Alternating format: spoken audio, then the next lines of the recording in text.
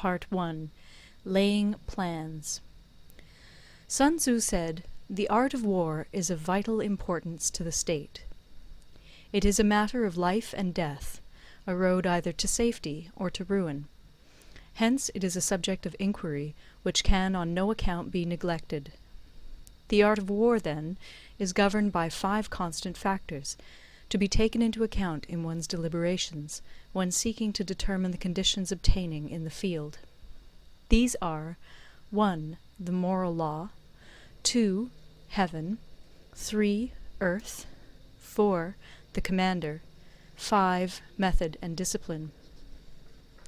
The moral law causes the people to be in complete accord with their ruler, so that they will follow him regardless of their lives, undismayed by any danger. Heaven signifies night and day, cold and heat, times and seasons. Earth comprises distances, great and small, danger and security, open ground and narrow passes, the chances of life and death. The commander stands for the virtues of wisdom, sincerity, benevolence, courage, and strictness. By method and discipline are to be understood the marshalling of the army in its proper subdivisions, the graduations of rank among the officers, the maintenance of roads by which supplies may reach the army, and the control of military expenditure. These 5 heads should be familiar to every general. He who knows them will be victorious. He who knows them not will fail. Therefore, in your deliberations, when seeking to determine the military conditions, let them be made the basis of a comparison in this wise. 1. Which of the 2 sovereigns is imbued with the moral law? 2. Which of the 2 generals has most ability? 3. With whom lie the advantages derived from heaven and earth? 4. On which side is discipline most rigorously enforced? 5. Which army is stronger? 6. On which side are officers and men more highly trained? 7. In which army is there the greater constancy both in reward and punishment? By means of these 7 considerations I can forecast victory or defeat. The general that hearkens to my counsel and acts upon it will conquer. Let such a one be retained in command. The general that hearkens not to my counsel nor acts upon it will suffer defeat. Let such a one be dismissed. While heeding the profit of my counsel, avail yourself also of any helpful circumstances over and beyond the ordinary rules. According as circumstances are favorable, one should modify one's plans. All warfare is based on deception. Hence, when able to attack, we must seem unable. When using our forces, we must seem inactive. When we are near, we must make the enemy believe we are far away. When far away, we must make him believe we are near.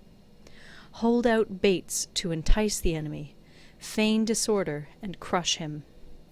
If he is secure at all points, be prepared for him.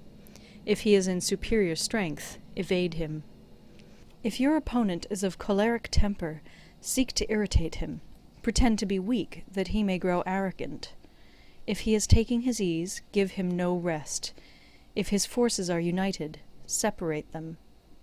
Attack him where he is unprepared. Appear where you are not expected. These military devices, leading to victory, must not be divulged beforehand. Now the general who wins a battle makes many calculations in his temple ere the battle is fought. The general who loses a battle makes but few calculations beforehand. Thus do many calculations lead to victory, and few calculations to defeat.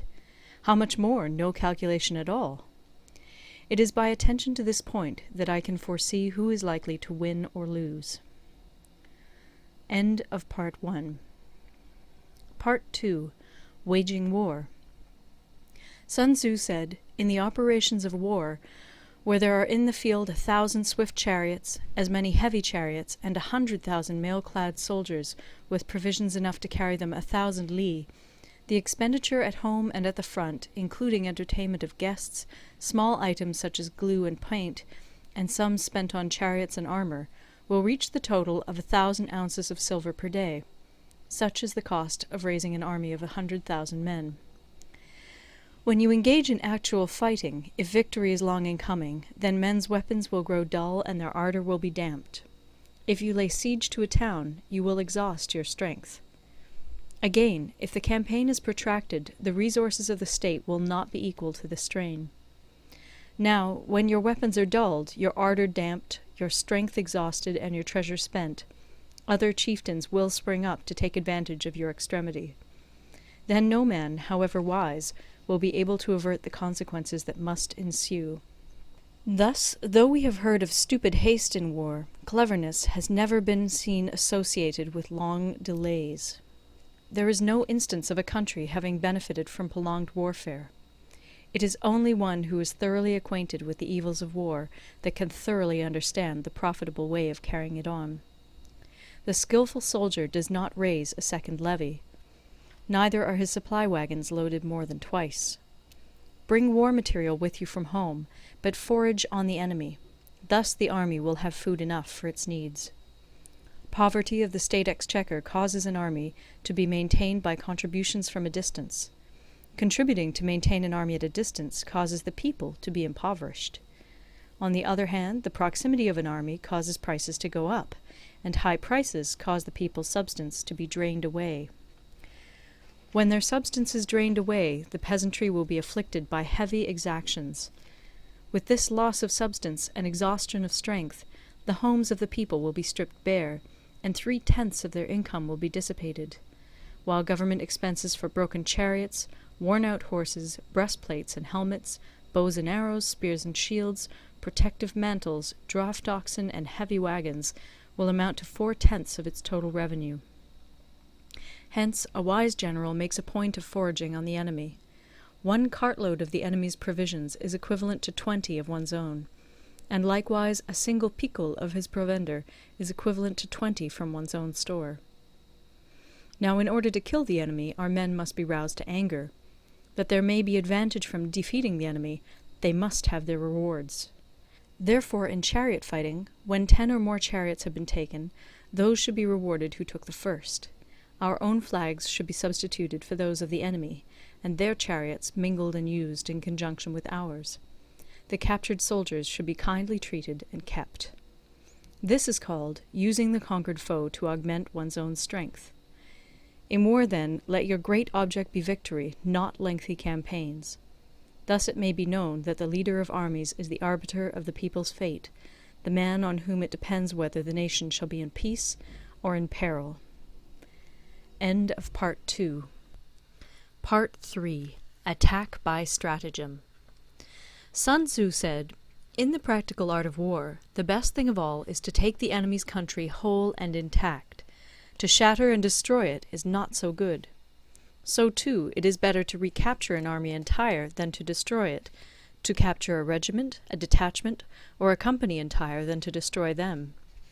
Hence, to fight and conquer in all your battles is not supreme excellence. Supreme excellence consists in breaking the enemy's resistance without fighting. Thus, the highest form of generalship is to balk the enemy's plans. The next best is to prevent the junction of the enemy's forces. The next in order is to attack the enemy's army in the field. And the worst policy of all is to besiege walled cities. The rule is, not to besiege walled cities if it can possibly be avoided. The preparation of mantlets, movable shelters, and various implements of war will take up 3 whole months, and the piling up of mounds against the walls will take 3 months more. The general, unable to control his irritation, will launch his men to the assault like swarming ants, with the result that 1/3 of his men are slain, while the town still remains untaken. Such are the disastrous effects of a siege. Therefore the skilful leader subdues the enemy's troops without any fighting. He captures their cities without laying siege to them. He overthrows their kingdom without lengthy operations in the field. With his forces intact, he will dispute the mastery of the empire, and thus, without losing a man, his triumph will be complete. This is the method of attacking by stratagem. It is the rule in war, if our forces are 10 to the enemy's 1, to surround him; if 5 to 1, to attack him; if twice as numerous, to divide our army into 2. If equally matched, we can offer battle; if slightly inferior in numbers, we can avoid the enemy; If quite unequal in every way, we can flee from him. Hence, though an obstinate fight may be made by a small force, in the end it must be captured by the larger force. Now the general is the bulwark of the state. If the bulwark is complete at all points, the state will be strong. If the bulwark is defective, the state will be weak. There are 3 ways in which a ruler can bring misfortune upon his army. 1. By commanding the army to advance or to retreat, being ignorant of the fact that it cannot obey. This is called hobbling the army. 2. By attempting to govern an army in the same way as he administers a kingdom, being ignorant of the conditions which obtain in an army. This causes restlessness in the soldiers' minds. 3. By employing the officers of his army without discrimination through ignorance of the military principle of adaptation to circumstances. This shakes the confidence of the soldiers. But when the army is restless and distrustful, trouble is sure to come from the other feudal princes. This is simply bringing anarchy into the army, and flinging victory away. Thus we may know that there are 5 essentials for victory. 1. He will win who knows when to fight and when not to fight. 2.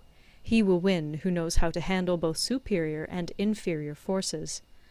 3. He will win whose army is animated by the same spirit throughout all its ranks. 4. He will win who, prepared himself, waits to take the enemy unprepared. 5. He will win who has military capacity and is not interfered with by the sovereign. Hence the saying, if you know the enemy and know yourself, you need not fear the result of 100 battles. If you know yourself, but not the enemy, for every victory gained you will also suffer a defeat. If you know neither the enemy nor yourself, you will succumb in every battle. End of Part 3. Part 4. Tactical Dispositions. Sun Tzu said, "The good fighters of old first put themselves beyond the possibility of defeat, and then waited for an opportunity of defeating the enemy. To secure ourselves against defeat lies in our own hands, but the opportunity of defeating the enemy is provided by the enemy himself. Thus the good fighter is able to secure himself against defeat, but cannot make certain of defeating the enemy. Hence the saying, one may know how to conquer without being able to do it." Security against defeat implies defensive tactics. Ability to defeat the enemy means taking the offensive. Standing on the defensive indicates insufficient strength. Attacking, a superabundance of strength. The general who is skilled in defense hides in the most secret recesses of the earth. He who is skilled in attack flashes forth from the topmost heights of heaven. Thus, on the one hand, we have ability to protect ourselves, on the other, a victory that is complete. To see victory only when it is within the ken of the common herd is not the acme of excellence. Neither is it the acme of excellence if you fight and conquer, and the whole empire says, "Well done!" To lift an autumn hair is no sign of great strength. To see the sun and moon is no sign of sharp sight. To hear the noise of thunder is no sign of a quick ear.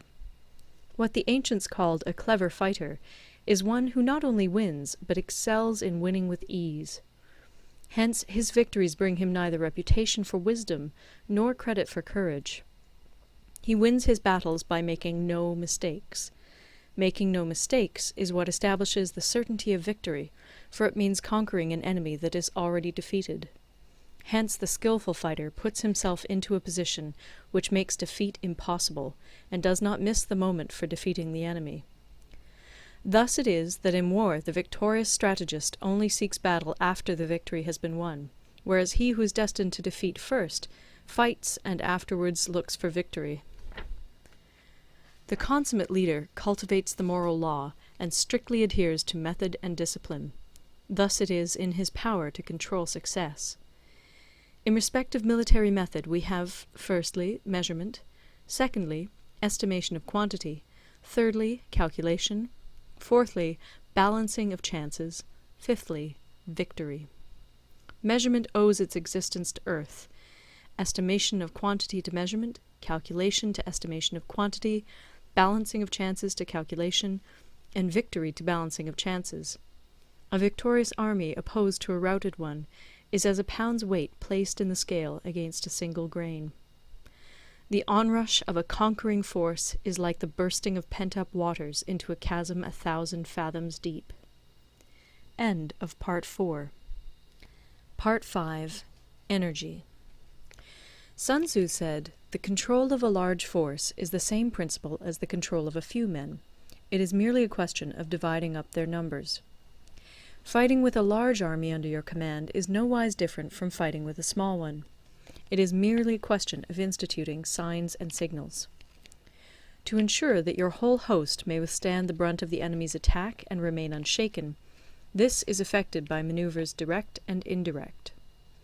That the impact of your army may be like a grindstone dashed against an egg, this is effected by the science of weak points and strong.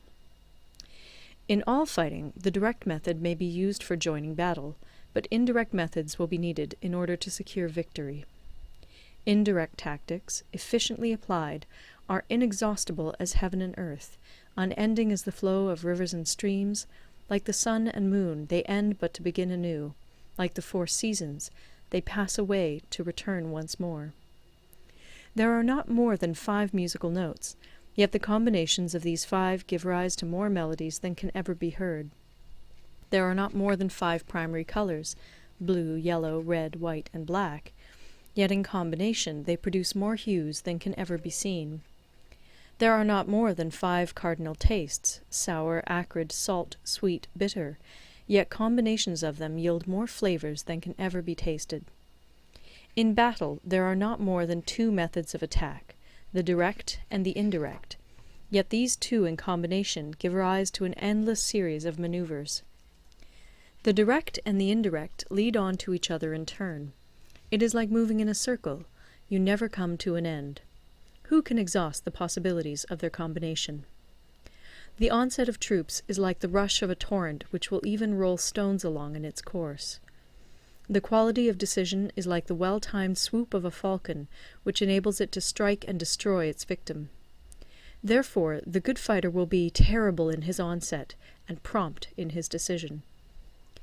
Energy may be likened to the bending of a crossbow, decision to the releasing of a trigger.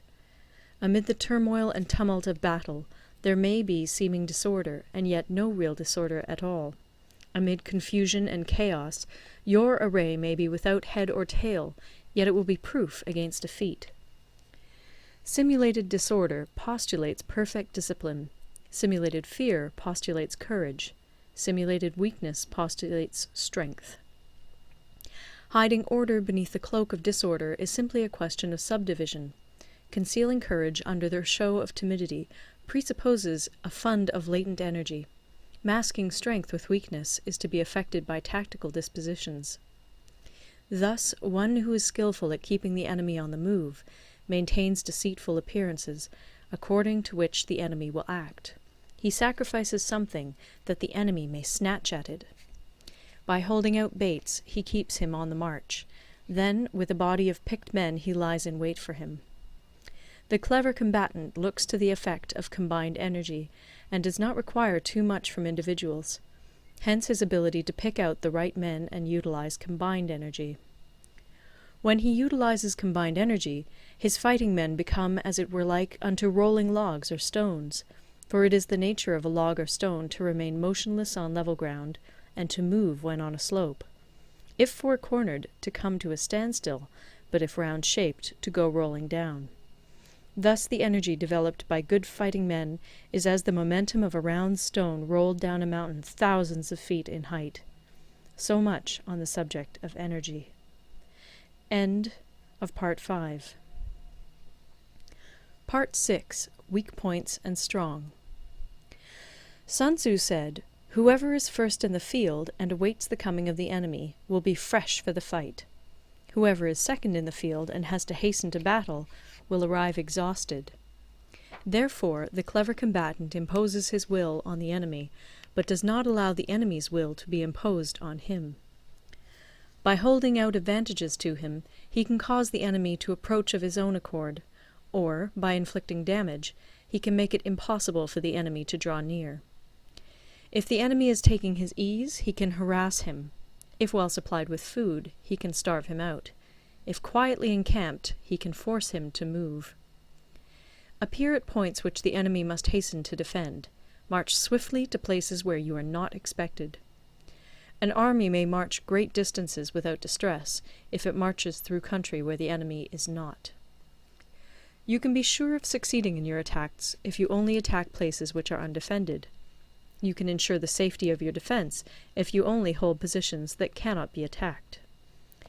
Hence that general is skillful in attack whose opponent does not know what to defend, and he is skillful in defense whose opponent does not know what to attack. O divine art of subtlety and secrecy! Through you we learn to be invisible, through you inaudible, and hence we can hold the enemy's fate in our hands. You may advance and be absolutely irresistible if you make for the enemy's weak points. You may retire and be safe from pursuit if your movements are more rapid than those of the enemy. If we wish to fight, the enemy can be forced to an engagement even though he be sheltered behind a high rampart and a deep ditch. All we need do is attack some other place that he will be obliged to relieve. If we do not wish to fight, we can prevent the enemy from engaging us even though the lines of our encampment be merely traced out on the ground. All we need do is throw something odd and unaccountable in his way. By discovering the enemy's dispositions and remaining invisible ourselves, we can keep our forces concentrated while the enemy's must be divided. We can form a single united body while the enemy must split up into fractions. Hence there will be a whole pitted against separate parts of a whole, which means that we shall be many to the enemy's few. And if we are able thus to attack an inferior force with a superior one, our opponents will be in dire straits. The spot where we intend to fight must not be made known, for then the enemy will have to prepare against a possible attack at several different points. And his forces being thus distributed in many directions, the numbers we shall have to face at any given point will be proportionately few. For should the enemy strengthen his van, he will weaken his rear. Should he strengthen his rear, he will weaken his van. Should he strengthen his left, he will weaken his right.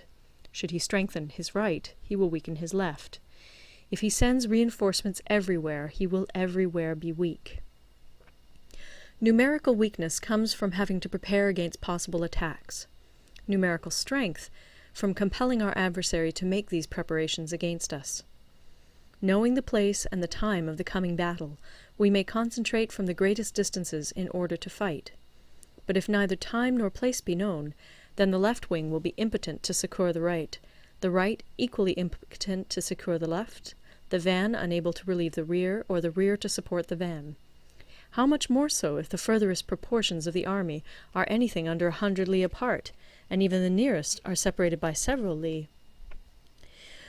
Though according to my estimate the soldiers of Yue exceed our own in number, that shall advantage them nothing in the matter of victory. I say then that victory can be achieved. Though the enemy be stronger in numbers, we may prevent him from fighting. Scheme so as to discover his plans and the likelihood of their success. Rouse him and learn the principle of his activity or inactivity. Force him to reveal himself so as to find out his vulnerable spots. Carefully compare the opposing army with your own, so that you may know where strength is superabundant and where it is deficient. In making tactical dispositions, the highest pitch you can attain is to conceal them. Conceal your dispositions, and you will be safe from the prying of the subtlest spies, from the machinations of the wisest brains.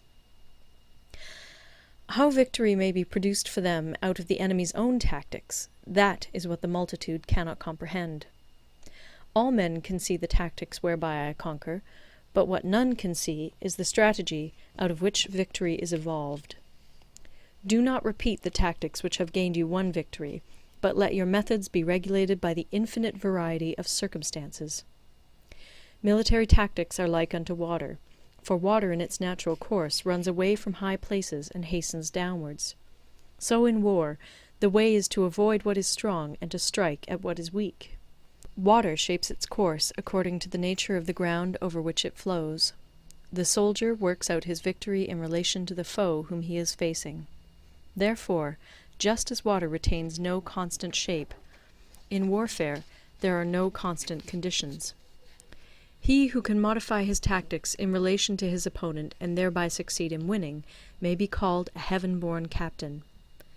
The 5 elements, water, fire, wood, metal, earth, are not always equally predominant.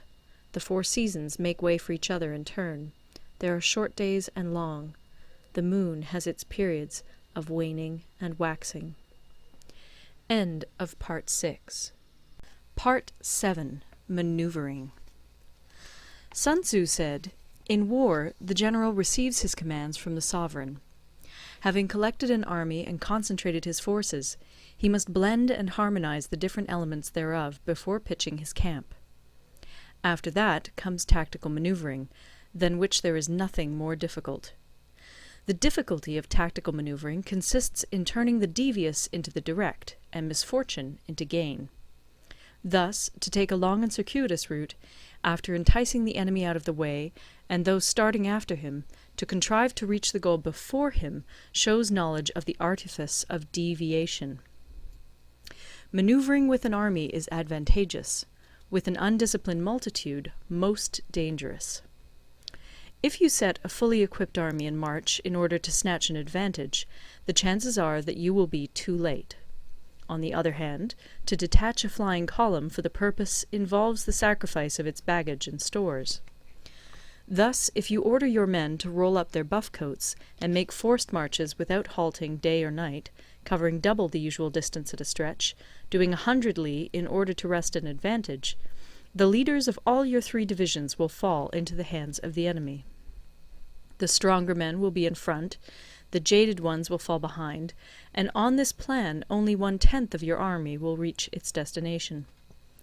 If you march 50 li in order to outmaneuver the enemy, you will lose the leader of your first division, and only half your force will reach the goal. If you march 30 li with the same object, 2/3 of your army will arrive. We may take it then that an army without its baggage train is lost. Without provisions, it is lost. Without bases of supply, it is lost. We cannot enter into alliances until we are acquainted with the designs of our neighbours. We are not fit to lead an army on the march unless we are familiar with the face of the country, its mountains and forests, its pitfalls and precipices, its marshes and swamps. We shall be unable to turn natural advantage to account unless we make use of local guides. In war, practice dissimulation and you will succeed. Whether to concentrate or to divide your troops must be decided by circumstances. Let your rapidity be that of the wind, your compactness that of the forest. In raiding and plundering be like fire, in immovability like a mountain. Let your plans be dark, and impenetrable as night, and when you move, fall like a thunderbolt. When you plunder a countryside, let the spoil be divided amongst your men. When you capture new territory, cut it up into allotments for the benefit of the soldiery. Ponder and deliberate before you make a move. He will conquer who has learnt the artifice of deviation. Such is the art of manoeuvring. The Book of Army Management says, "On the field of battle, the spoken word does not carry far enough. Hence the institution of gongs and drums. Nor can ordinary objects be seen clearly enough. Hence the institution of banners and flags. Gongs and drums, banners and flags, are means whereby the ears and eyes of the host may be focused on one particular point. The host thus forming a single united body, it is impossible either for the brave to advance alone, or for the cowardly to retreat alone. This is the art of handling large masses of men. In night fighting, then, make much use of signal fires and drums, and in fighting by day, of flags and banners, as a means of influencing the ears and eyes of your army. A whole army may be robbed of its spirit. A commander-in-chief may be robbed of his presence of mind. Now, a soldier's spirit is keenest in the morning, by noonday it has begun to flag, and in the evening his mind is bent only on returning to camp. A clever general, therefore, avoids an army when its spirit is keen, but attacks it when it is sluggish and inclined to return. This is the art of studying moods. Disciplined and calm, to await the appearance of disorder and hubbub amongst the enemy. This is the art of retaining self-possession. To be near the goal, while the enemy is still far from it, to wait at ease while the enemy is toiling and struggling, to be well fed while the enemy is famished. This is the art of husbanding one's strength. To refrain from intercepting an enemy whose banners are in perfect order, to refrain from attacking an army drawn up in calm and confident array, this is the art of studying circumstances. It is a military axiom not to advance uphill against the enemy, nor to oppose him when he comes downhill. Do not pursue an enemy who simulates flight. Do not attack soldiers whose temper is keen. Do not swallow bait offered by the enemy. Do not interfere with an army that is returning home. When you surround an army, leave an outlet free. Do not press a desperate foe too hard. Such is the art of warfare. End of Part 7. Part 8. Variation in Tactics. Sun Tzu said, "In war, the general receives his commands from the sovereign, collects his army, and concentrates his forces. When in difficult country, do not encamp. In country where high roads intersect, join hands with your allies. Do not linger in dangerously isolated positions. In hemmed-in situations, you must resort to stratagem. In desperate position, you must fight. There are roads which must not be followed, armies which must not be attacked, towns which must not be besieged, positions which must not be contested, commands of the sovereign which must not be obeyed." The general who thoroughly understands the advantages that accompany variation of tactics knows how to handle his troops. The general who does not understand these may be well acquainted with the configuration of the country, yet he will not be able to turn his knowledge to practical account. So, the student of war who is unversed in the art of war of varying his plans, even though he be acquainted with the 5 advantages, will fail to make the best use of his men. Hence, in the wise leader's plans, considerations of advantage and of disadvantage will be blended together. If our expectation of advantage be tempered in this way, we may succeed in accomplishing the essential part of our schemes. If, on the other hand, in the midst of difficulties we are always ready to seize an advantage, we may extricate ourselves from misfortune.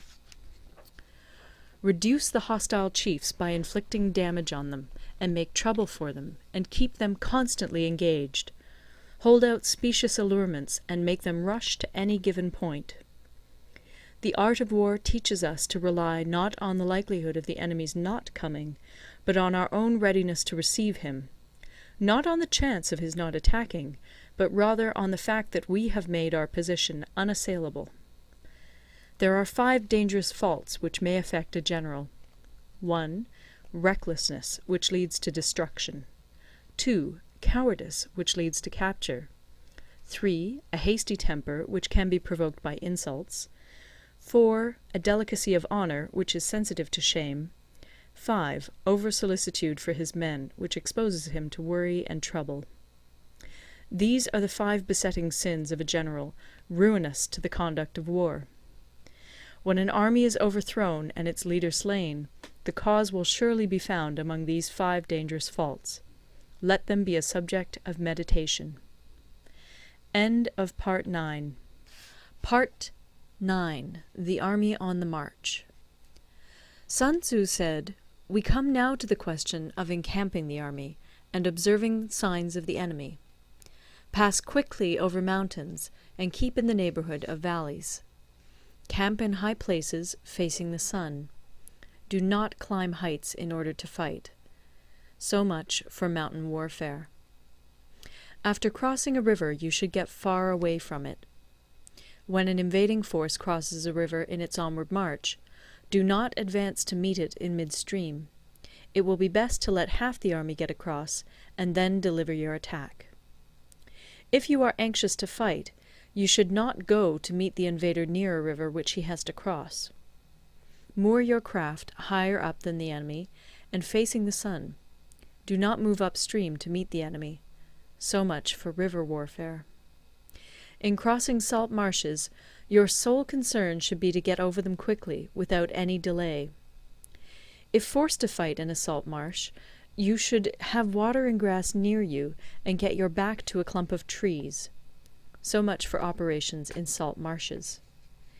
In dry, level country, take up an easily accessible position with rising ground to your right and on your rear, so that the danger may be in front and safety lie behind.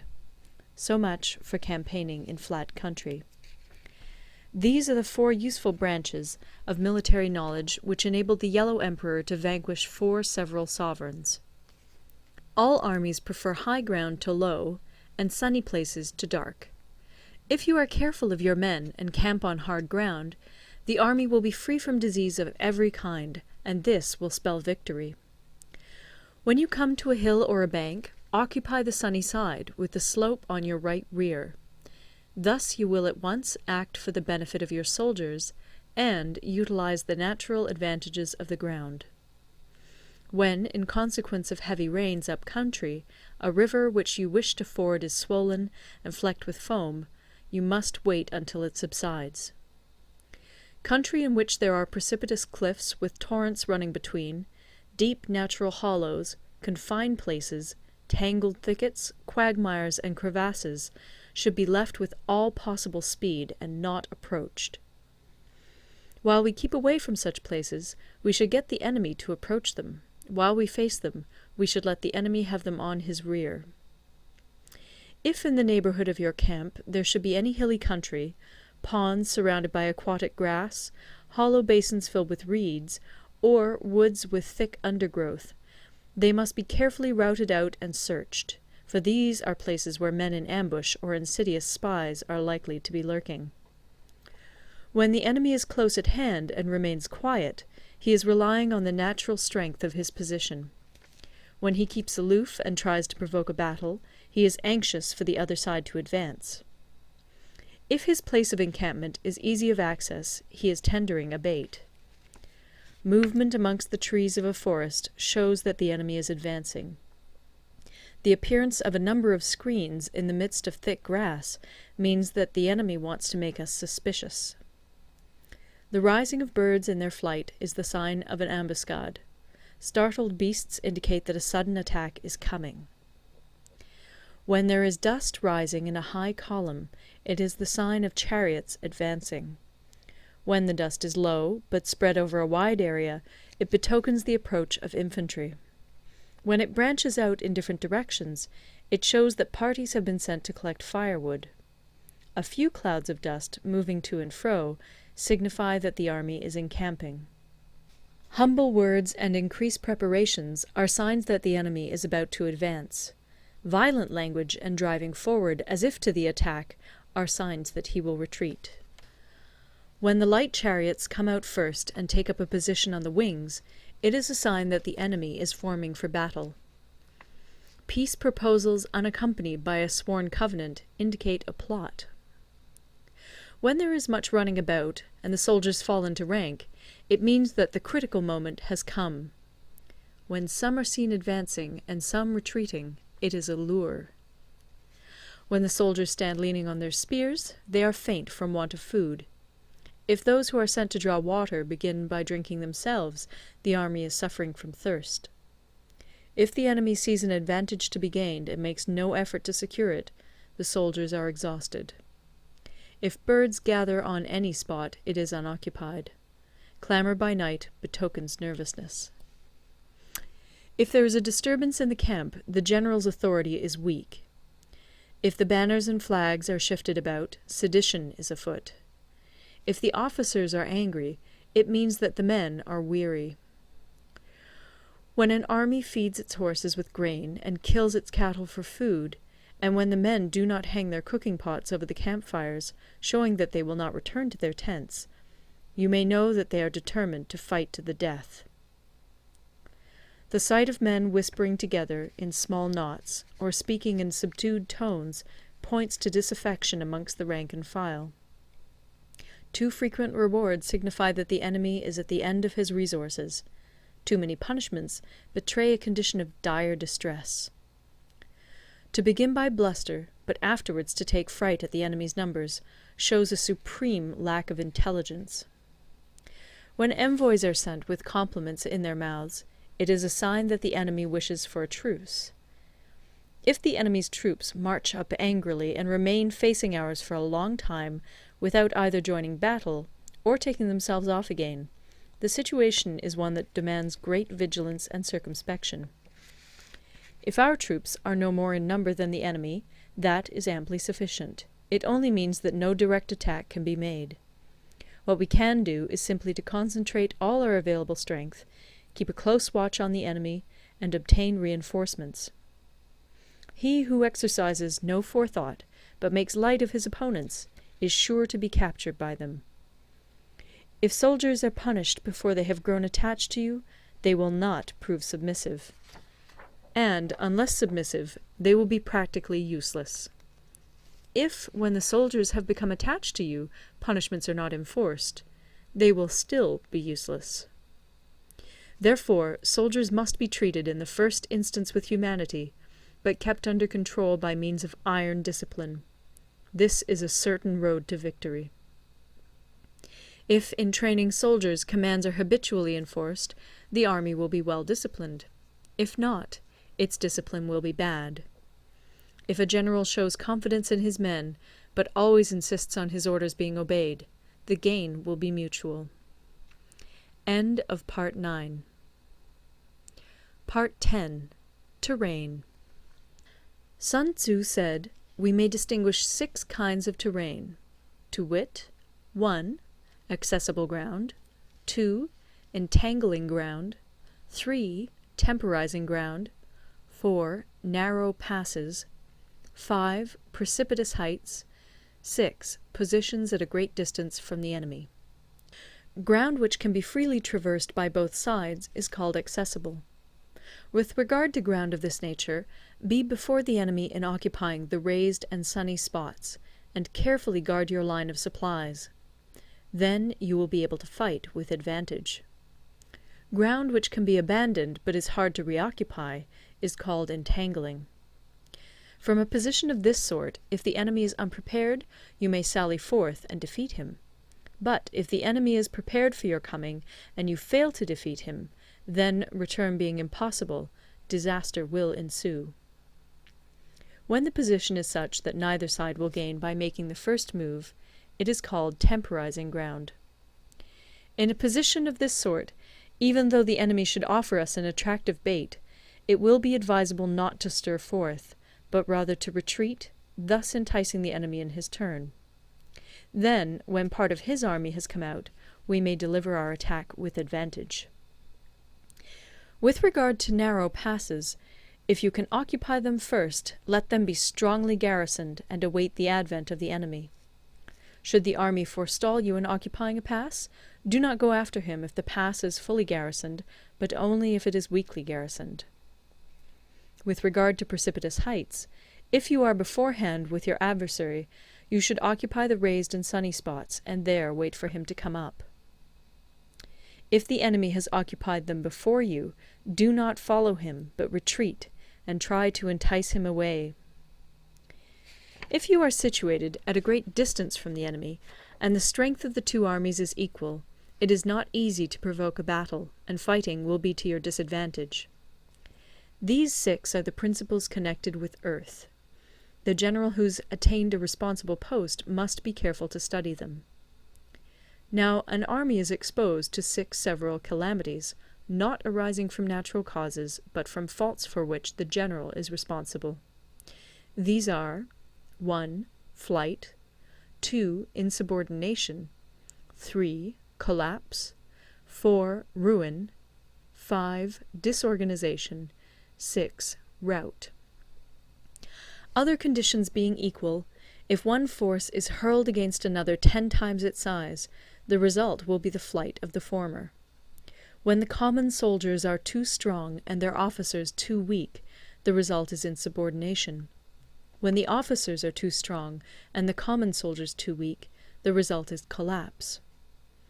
When the higher officers are angry and insubordinate, and on meeting the enemy give battle on their own account from a feeling of resentment, before the commander-in-chief can tell whether or not he is in a position to fight, the result is ruin. When the general is weak and without authority, when his orders are not clear and distinct, when there are no fixed duties assigned to officers and men, and the ranks are formed in a slovenly, haphazard manner, the result is utter disorganization. When a general, unable to estimate the enemy's strength, allows an inferior force to engage a larger one, or hurls a weak detachment against a powerful one, and neglects to place picked soldiers in the front rank, the result must be rout. These are 6 ways of courting defeat, which must be carefully noted by the general who has attained a responsible post. The natural formation of the country is the soldier's best ally, but a power of estimating the adversary, of controlling the forces of victory, and of shrewdly calculating difficulties, dangers, and distances, constitutes the test of a great general. He who knows these things, and in fighting puts his knowledge into practice, will win his battles. He who knows them not, nor practices them, will surely be defeated. If fighting is sure to result in victory, then you must fight, even though the ruler forbid it.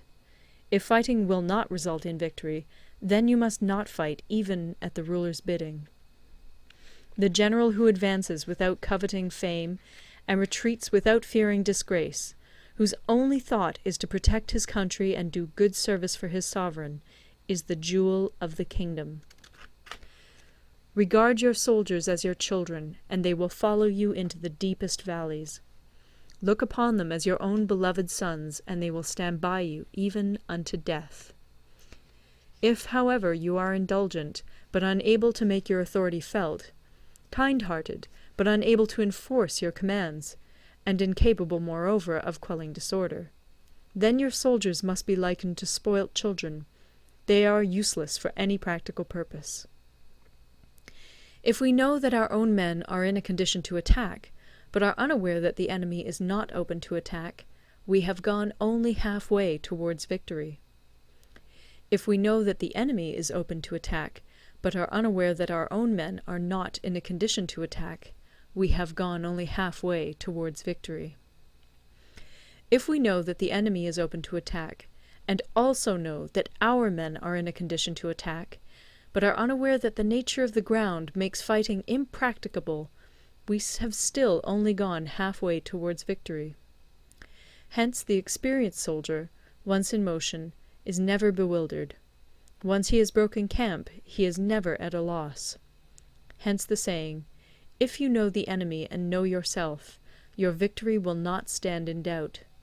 If you know heaven and know earth, you may make your victory complete." End of Part 10. Part 11. The 9 Situations. Sun Tzu said, "The art of war recognizes 9 varieties of ground. 1. Dispersive ground. 2. Facile ground. 3.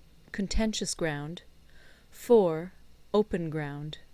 5. Ground of intersecting highways. 6. Serious ground. 7. Difficult ground. 8. Hemmed-in ground. 9. Desperate ground. When a chieftain is fighting in his own territory, it is dispersive ground. When he has penetrated into hostile territory, but to no great distance, it is facile ground. Ground the possession of which imports great advantage to either side is contentious ground. Ground on which each side has liberty of movement is open ground. Ground which forms the key to 3 contiguous states, so that he who occupies it first has most of the empire at his command, is a ground of intersecting highways. When an army has penetrated into the heart of a hostile country, leaving a number of fortified cities in its rear, it is serious ground. Mountain forests, rugged steeps, marshes, and fens, all country that is hard to traverse, this is difficult ground. Ground which is reached through narrow gorges, and from which we can only retire by tortuous paths, so that a small number of the enemy would suffice to crush a large body of our men, this is hemmed-in ground. Ground on which we can only be saved from destruction by fighting without delay is desperate ground. On dispersive ground, therefore, fight not.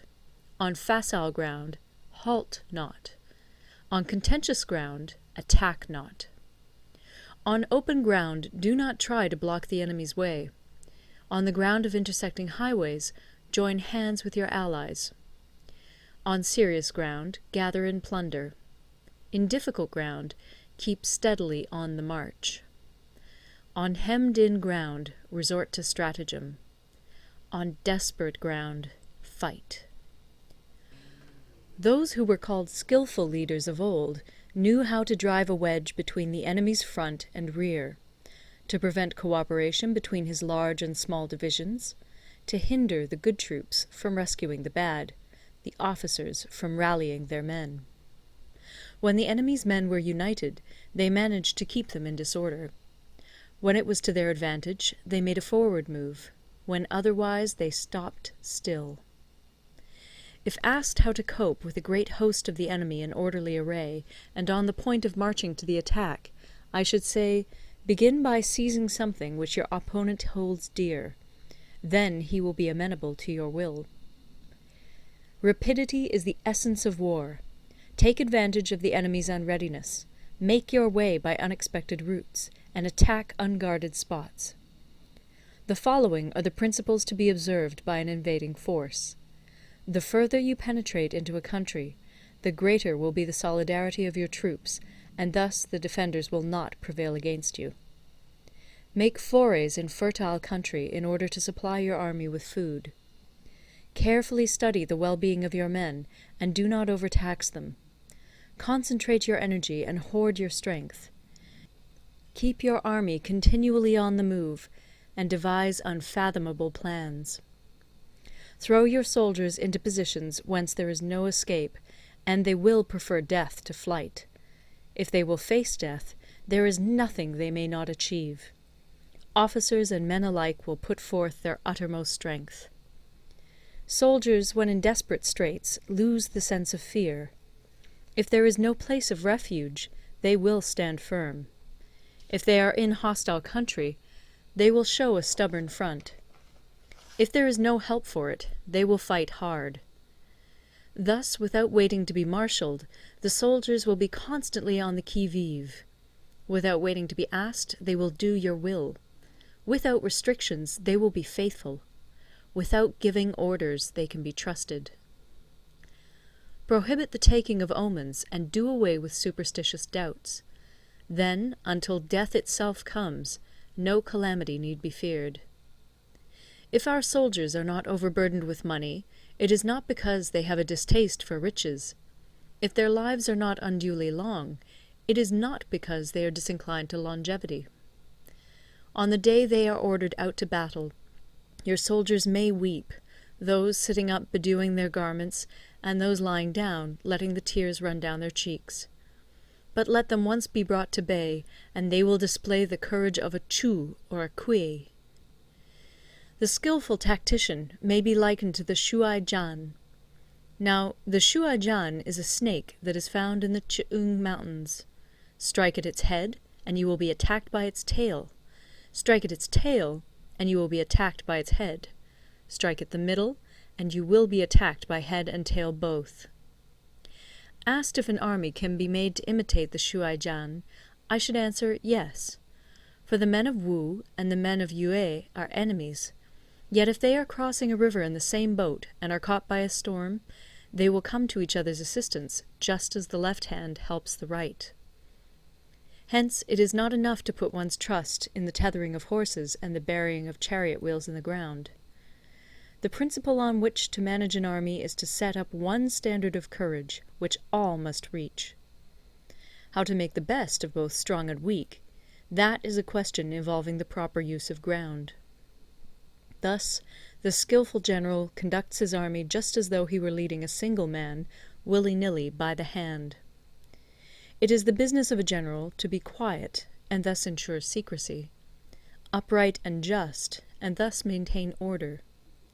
He must be able to mystify his officers and men by false reports and appearances, and thus keep them in total ignorance.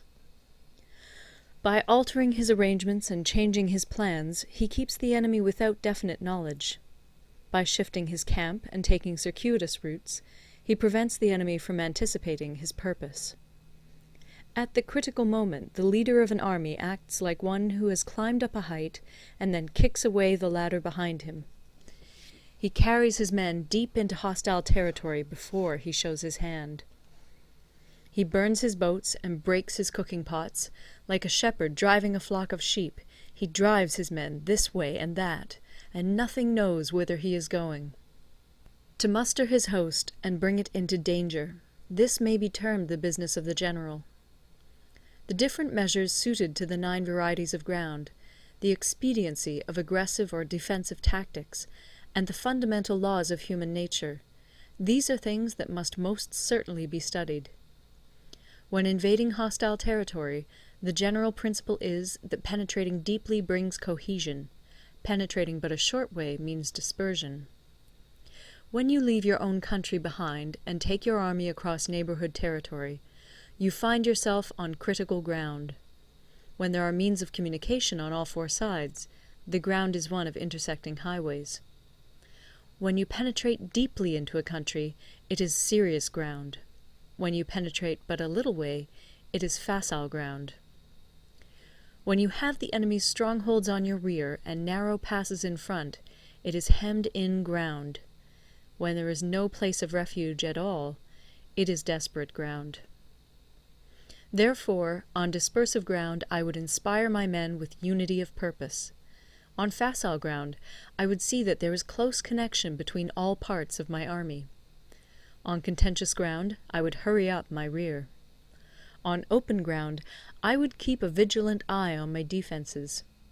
On ground of intersecting highways, I would consolidate my alliances. On serious ground, I would try to ensure a continuous stream of supplies. On difficult ground, I would keep pushing on along the road. On hemmed-in ground, I would block any way of retreat. On desperate ground, I would proclaim to my soldiers the hopelessness of saving their lives. For it is the soldier's disposition to offer an obstinate resistance when surrounded, to fight hard when he cannot help himself, and to obey promptly when he has fallen into danger. We cannot enter into alliance with neighbouring princes until we are acquainted with their designs. We are not fit to lead an army on the march unless we are familiar with the face of the country, its mountains and forests, its pitfalls and precipices, its marshes and swamps. We shall be unable to turn natural advantages to account unless we make use of local guides. To be ignored of any one of the following 4 or 5 principles does not befit a warlike prince. When a warlike prince attacks a powerful state, his generalship shows itself in preventing the concentration of the enemy's forces. He overawes his opponents, and their allies are prevented from joining against him. Hence he does not strive to ally himself with all and sundry, nor does he foster the power of other states. He carries out his own secret designs, keeping his antagonists in awe. Thus he is able to capture their cities and overthrow their kingdoms. Bestow rewards without regard to rule, issue orders without regard to previous arrangements, and you will be able to handle a whole army as though you had to do with but a single man. Confront your soldiers with the deed itself. Never let them know your design. When the outlook is bright, bring it before their eyes, but tell them nothing when the situation is gloomy. Place your army in deadly peril, and it will survive. Plunge it into desperate straits, and it will come off in safety.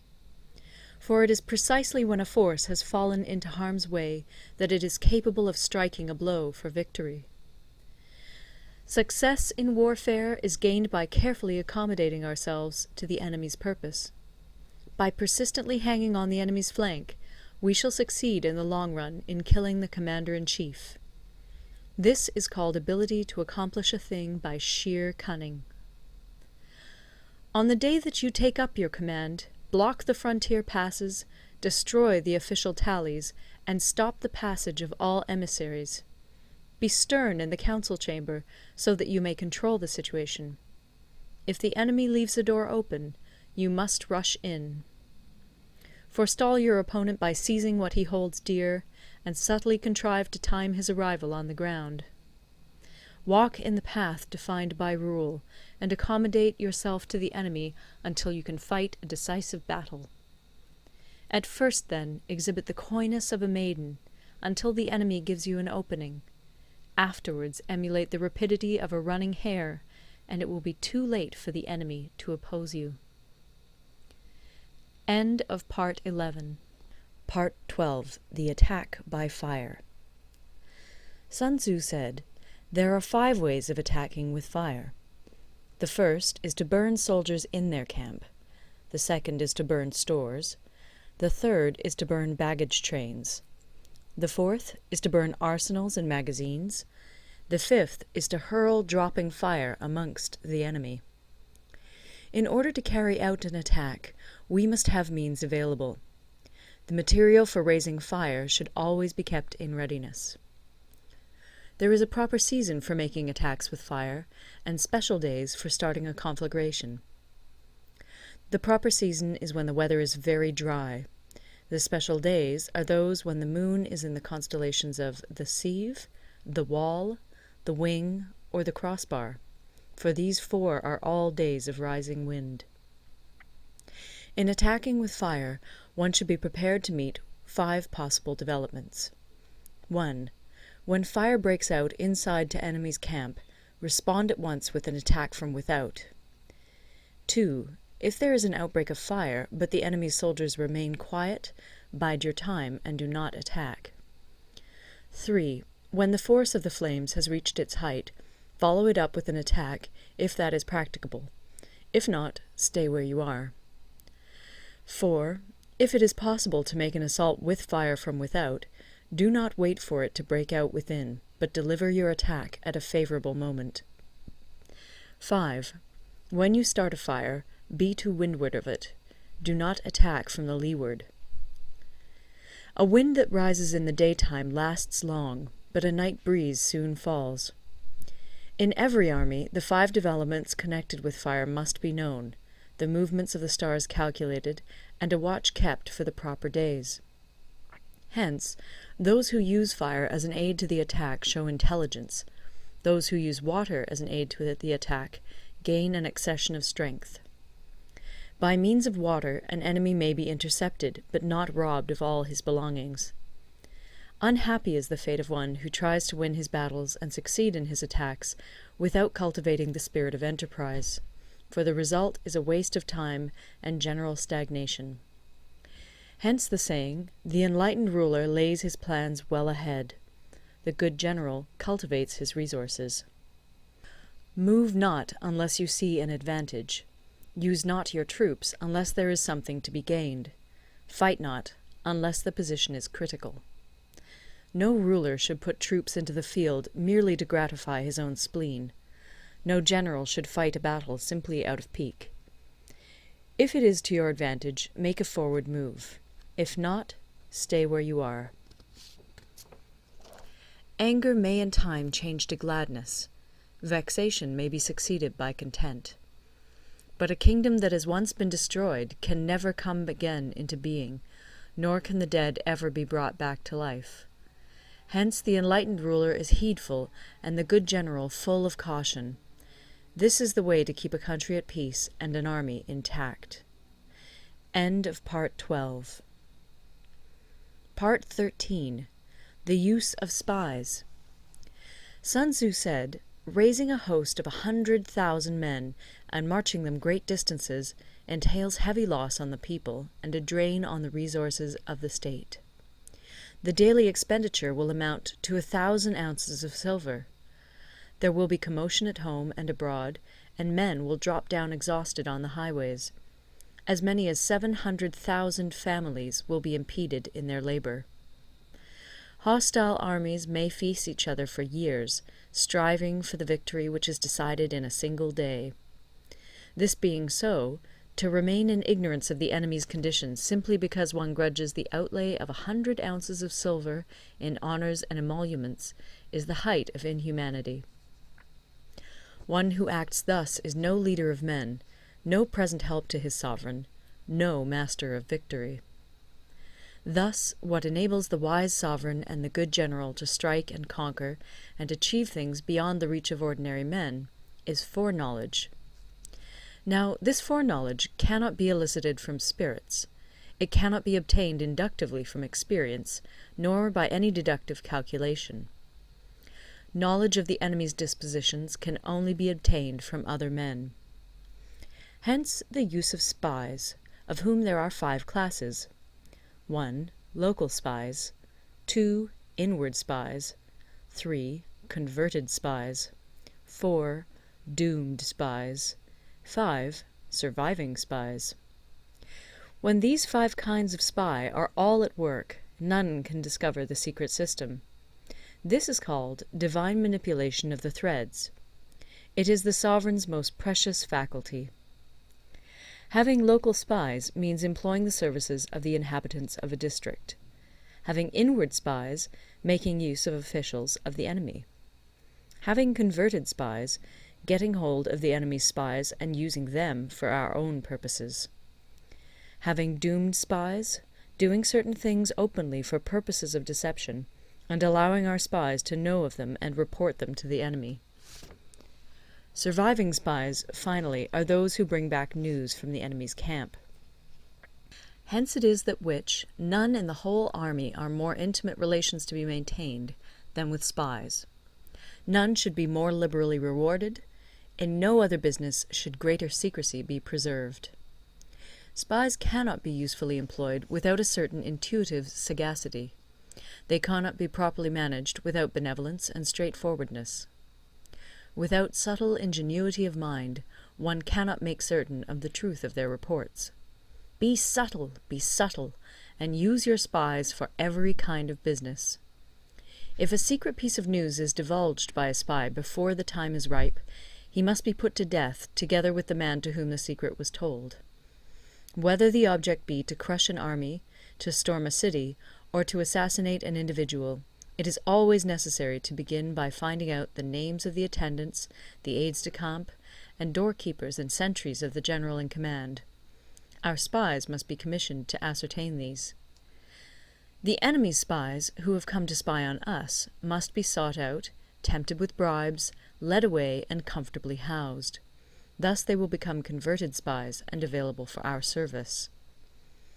It is through the information brought by the converted spy that we are able to acquire and employ local and inward spies. It is owing to this information again that we can cause the doomed spy to carry false tidings to the enemy. Lastly, it is by this information that the surviving spy can be used on appointed occasions. The end and aim of spying in all its 5 varieties is knowledge of the enemy, and this knowledge can only be derived in the first instance from the converted spy. Hence it is essential that the converted spy be treated with the utmost liberality. Of old, the rise of the Yin dynasty was due to Yi Qi, who had served under the Xia. Likewise, the rise of the Chu dynasty was due to Lu Ya, who had served under the Yin. Hence it is only the enlightened ruler and the wise general who will use the highest intelligence of the army for purposes of spying, and thereby they achieve great results. Spies are a most important element in water, because on them depends an army's ability to move. End of the Art of War.